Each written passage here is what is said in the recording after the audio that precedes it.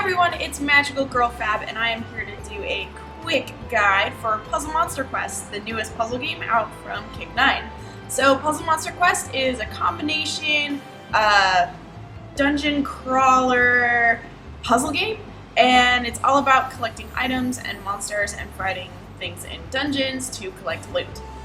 So as you play, you collect loot, and that loot is used to forge weapons, and the weapons help you get through other dungeons and make you stronger and more badass and be able to take out monsters in the dungeon. So this is a little bit of a guide on how to forge weapons. So this is the Smith login area. He tells you, he's up there right in the corner. You can find him in the village. He tells you what all the weapons are that you have collected, and he'll give you little hints, like swords are well balanced, weapons. So this is the list of all of the weapons I can forge currently. Again, you collect items as well as instructions on how to forge weapons and armor in dungeons. So I have a couple tips. When you're picking an item to forge, you want to consider the dungeon that you're going to be going into. For example, if I'm going into a water dungeon, I want to bring lightning items into the game so that way I can be stronger and have better defense against the monsters in that dungeon. So I'm going to look at this guy right here. You also want to look at the stats of the items. So like this Thunder Dragon Sword has 194 attack and a 4% crit, while the Giant Bolt Sword has a lower attack but it has a higher chance to crit. I think I'm going to go with the Thunder Dragon just because I like having more attack ability. So this is the information on the weapon.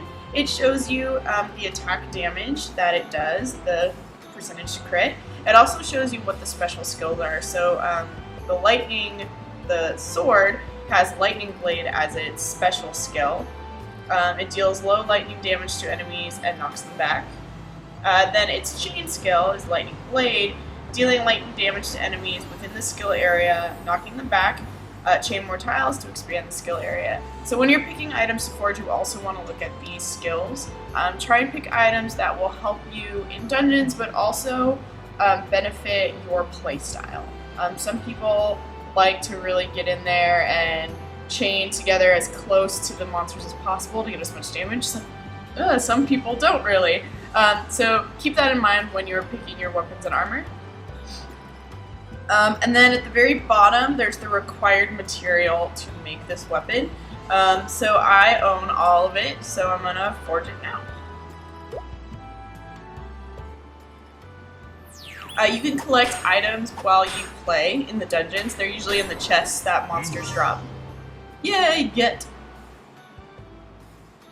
Cool. Little guy's so cute. And then this is just the full stats and how it changes my character stats. Alright. I'm gonna go back and show you armor. Looks like I have some armor that I can forge. So again, same thing. This one shows you the defense of the item and the dodge percentage. So this high voltage cap has 111 defense and 0% damage. There's also a skill attached to this item. While the charge cap has 100 defense and 5% dodge. So I think I'm actually going to go with the high voltage cap because it has that skill. So that's the item. This is what it looks like when I wear it. There's my defense, there's the dodge percentage, and then there's a skill attached to this one. So the skill is Thunderheart. It increases lightning monsters' HP by 10%. So again, the bottom is the required materials. I have all the materials. How much money it's going to cost, because it does cost gold to forge items. I totally forgot about that in the weapon part. But there is, right left of the create button, it says 5,000 gold, so keep in mind you need gold. And I'm going to create.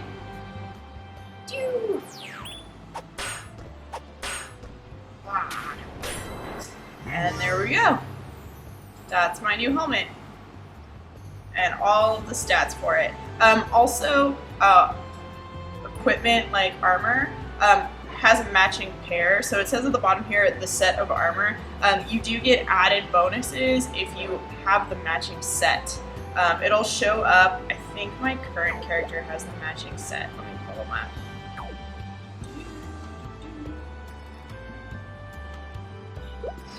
Yeah, so my current character has the matching water armor. So that little chain that's between them means that they are the matching set. And then I get a 10% defense bonus because I have the matching set of armor. Alright, so that is my little guide on forging weapons and armor in Puzzle Monster Quest. I hope you enjoyed it. I'm Magical Girl Fab. You can find me on Facebook and Instagram and Twitter and Twitch at Magical Girl Fab right up here. And I will see you next time. Bye, guys.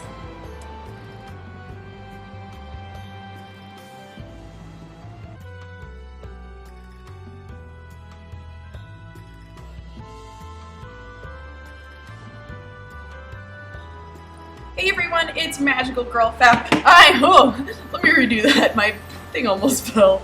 That would have been hilarious. Really bad.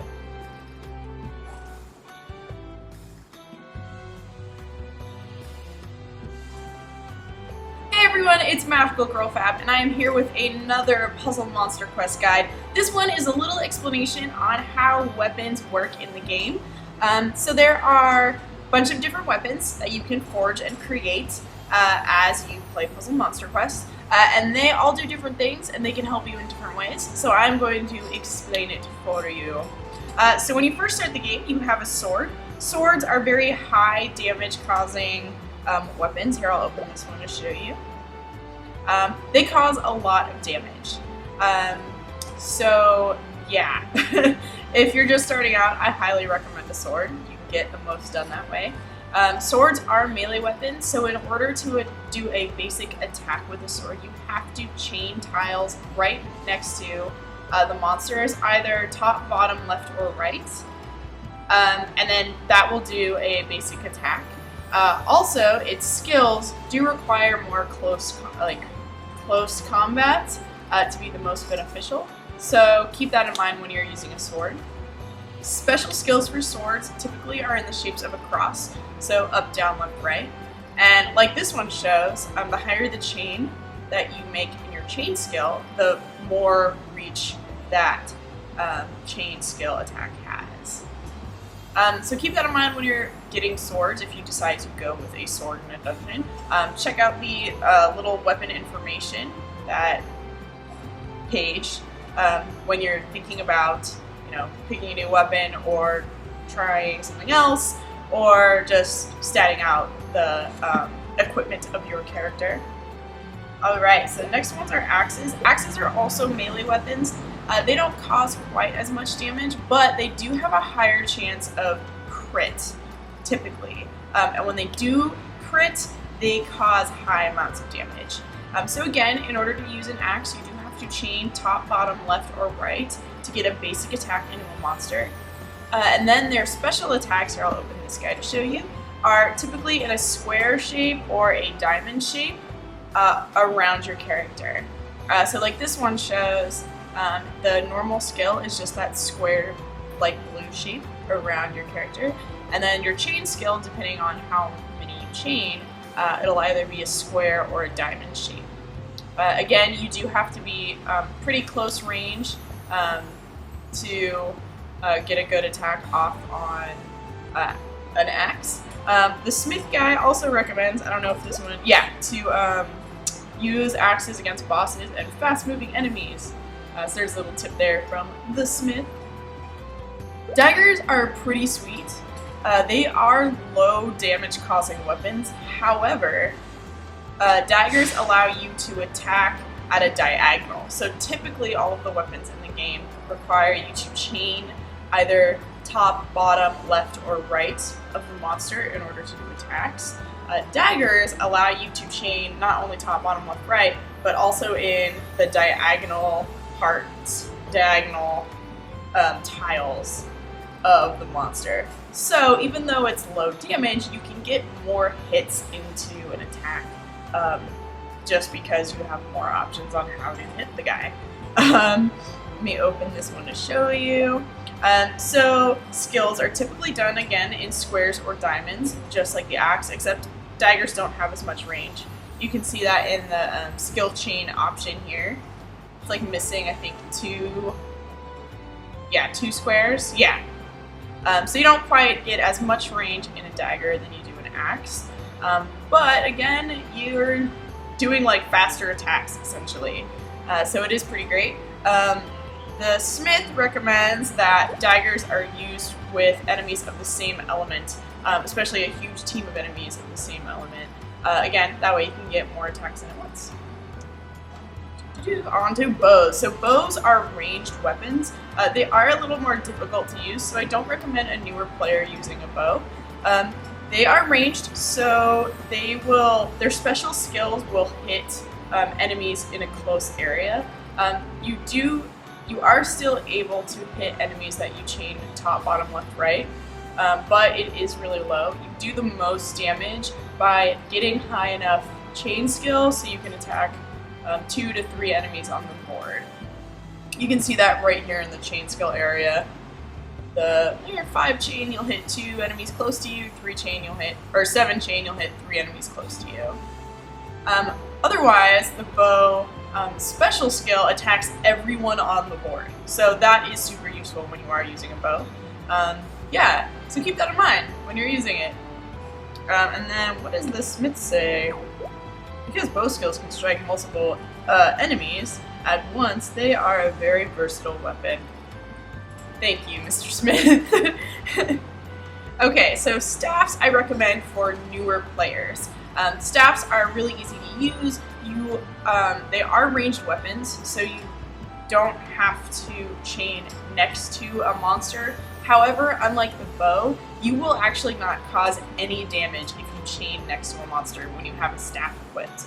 I guess it's because it's magic, and staffs are very fragile magical weapons, and if you smack someone, you will probably break it. But the nice thing about staffs is no matter what, as long as you get a high enough chain, you will attack every creature on the board. So right here, it shows a chain of 4. You deal damage to all enemies. And then if you deal higher, you deal that 6 chain, you will just increase your skill's damage. No matter what, you're going to hit everyone on the board. And then your special skill, again, hits everyone on the board. No one is safe when you have a staff. So I recommend using staffs for new players because you don't have to get really in there or do like really complicated chains to hit all of the monsters and wrap around. You can stay pretty far back so you're nice and safe and not going to get hit, but you're still going to cause damage when you're keeping it safe in the background. Alright, so that is my mini guide on how to use equipment and weapons, especially in Puzzle Monster Quest. I hope you enjoyed it. I'm Magical Girl Fab. You can find me on Instagram, Facebook, Twitter, or Twitch. Right, camera's weird. No. There. Right there, Magical Girl Fab. And I'll see you next time. Bye, guys.